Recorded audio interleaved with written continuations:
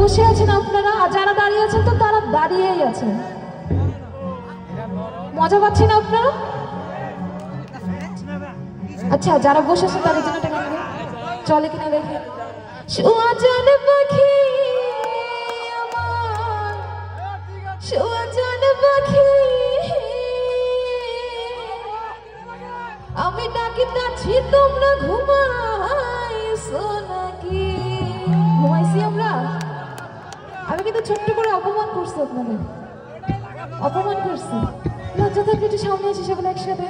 ও যদি জান্নাত জানি হয় ভালোবাসা কেমন করে